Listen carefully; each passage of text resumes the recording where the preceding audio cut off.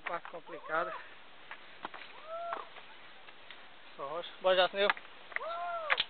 A agrícola não desiste não, pô. Você sabe disso. Papai por Deus ensinou. Quem que desiste? Vou nem dizer. A galera lá em cima já. Galera lá em cima.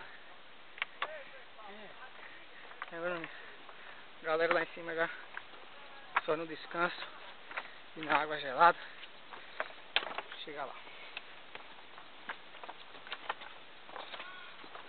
Oi! Caraca.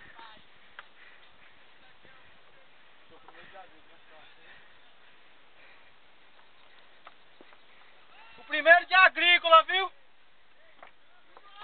Oi! Bora, meu amigo! O primeiro de agrícola! Bora, bora! Perdendo tempo aí. Tem mais uns 200 metros ainda. Só de rocha ígnea extrusiva.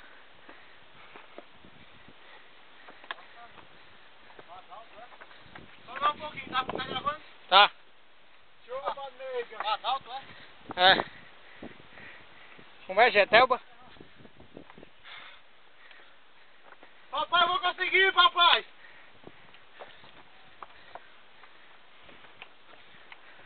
Estamos chegando.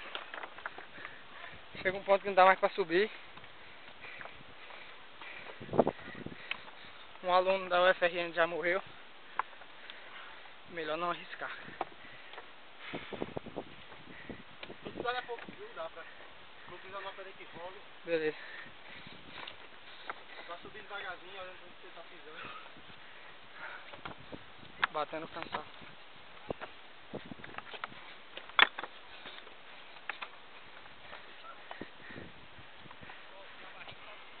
O primeiro de agrícola, viu?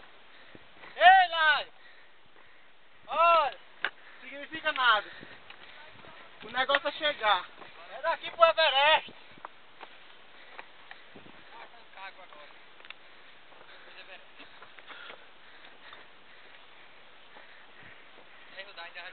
Cadê a mulher? Sim, hoje já tem um rachinho, ó. Galera marcando presença aí. Agronomia.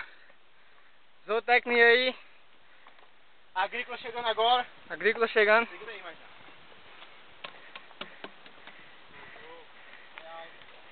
Meu amigo, eu tô acabado aqui. Galera tá vindo aí atrás.